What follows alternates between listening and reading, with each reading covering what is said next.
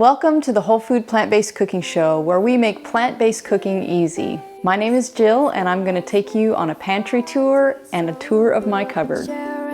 Grab a plate, 'cause it's the all-free Whole Food Plant-Based Cooking Show. So before we get started, be sure you click that subscribe button and the notification bell so you can get notified when any of our new content comes out, and watch to the end of the video so that you can sign up for our free membership onto our online community.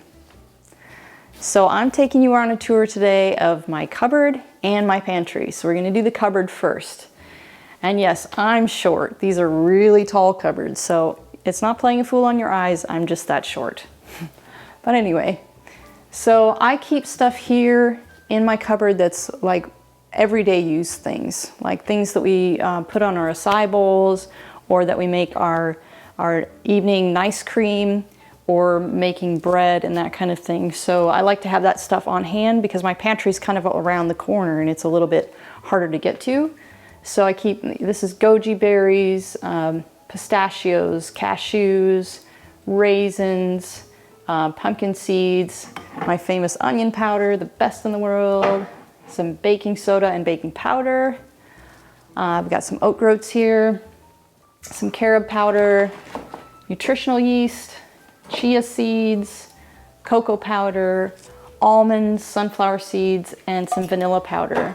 And then up here I keep my vinegars. We have some apple cider vinegar, and then we have our flavored vinegars, and those ones we usually, if I don't have a salad dressing made, that's something that we sprinkle over salads if we want just something really quick and easy, or adding to a marinade if you're going to marinate some mushrooms or bake something like that in the oven. It's a great flavor. These are fantastic. This fig balsamic is amazing.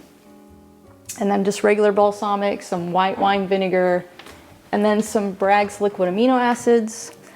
We don't really use a whole lot of that anymore because we're trying to do salt-free. So this is mainly my cupboard. And then we always have a brimming full, if you can see this, fruit basket with avocados and bananas and apples and oranges. And, you know, this is something that, you know, if you're just going out the door and you need a quick snack, or, you know, it's just, if you're ever hungry and need a snack, it's really easy just to keep this on hand, easily accessible.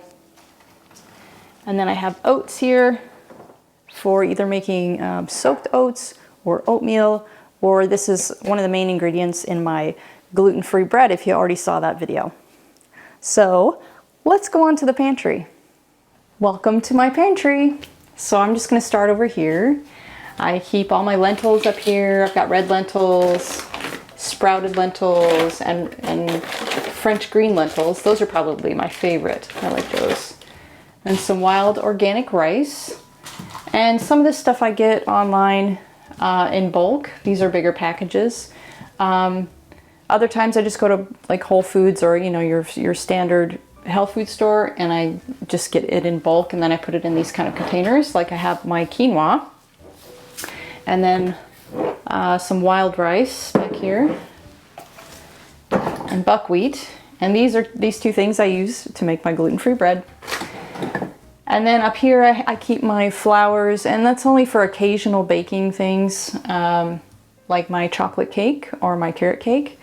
So it's like garbanzo bean flour, that isn't in that cake, but for other things, tapioca flour, brown rice flour, some cornmeal, and some masa because I like to make my own tortillas. And I will have a show on that eventually. And some almond meal. And things in the back are just duplicates of these things. Down here, we've got the famous Rancho Gordo beans, and I'll give you a link to these guys. These are the best beans I've ever found. A friend of ours turned us on to them, and he's got a great story if you want to look him up. He travels all around the world looking for heirloom beans that are kind of being phased out because people don't really grow them anymore. So he takes the seeds back home, and he grows all of these different beans so that it keeps it in the circulation, which is wonderful because they are so delicious. Enough about beans. Some pastas. My daughters still like to have pasta sometimes, some like macaroni and cheese, or, you know, vegan of course, or some pad thai, things like that. And here I have my canned beans. This is just if I don't have any beans already pre-made or pre-soaked, just for a really quick, you know, add it to your salads and stuff. But I make sure I get the no salt added and the BPA free cans. And my tomato paste, this is a great flavoring. It has, because it's, you know, it's tomatoes cooked down, it's a really intense flavor. So it's really great to, if you're trying to get a little zing in your salad dressings or a meal or a sauce that just kind of is lacking a little bit of oomph, tomato paste. It's a great thing to have. Some more beans here, and then some old-fashioned oats. I like to get the whole ones, not groats. These are still the oats that are pressed down, but I like to get the old-fashioned ones that are the least processed. Some stone ground, no salt mustard. I never even knew there was such a thing, but we found it and we order it in bulk, and I'll also give you the link to that. Some raisins, organic Thompson seedless raisins. Just a little tidbit on that. A lot of raisins are processed with oil. They have oil on them. So it's kind of hard to find raisins that don't have oil in them, but these guys, the 365 brand, no oil.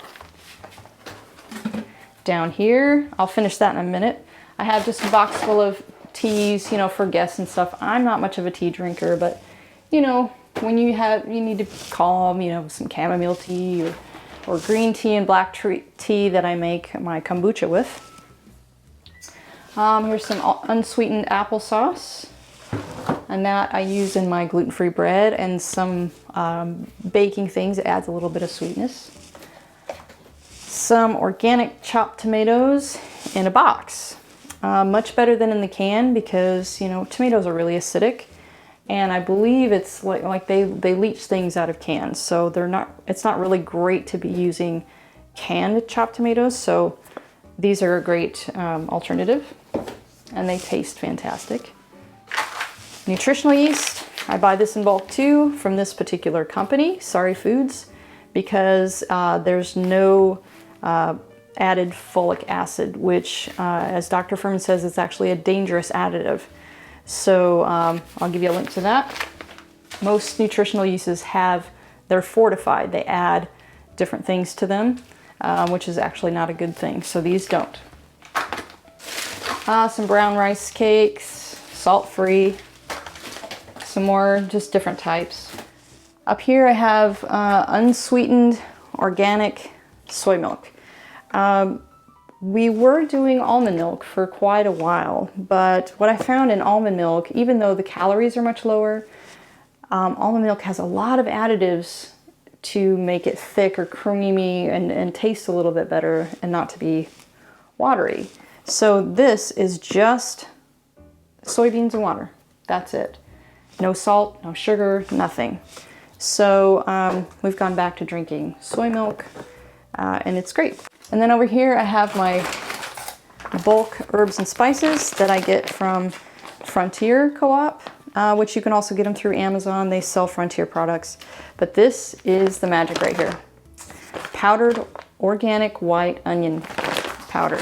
It's delicious, and it's the best that I've found, and we add this to practically all of our main meals. And then I have things like cinnamon and cumin. It's much better to buy it in bulk like this. It's much cheaper because each one of those little jars like this, sometimes they're $6 or $7 for just these little teeny jars. And you can probably get 10 jars worth out of one of these packages. And the white onion, you can get 2 of those packages for, I believe, $16. So that fills a lot. 2 of those 1-pound bags fills a lot of those little containers. And back here I just have extra things like organic, unsalted, sun-dried tomatoes, some cacao nibs, coconut water, some dried mushrooms. Down here we have some nori wrap because my kids really like to make sushi and sushi rolls. I'm not a huge fan. I don't really like nori wrap, but they love it, so we have that. And the same with rice papers. They make some really great spring rolls. And in here I keep some odds and end noodle kind of things. I found this at an Asian market. This is sweet potato starch noodles. So that's a great thing. Then I have some kelp noodles, and then some odds and end cracker kind of things in there. So that's my pantry, guys. I hope this helps you on your plant-based journey and hopefully gives you a little bit of an idea of what to have in your pantry. And I'll see you next time.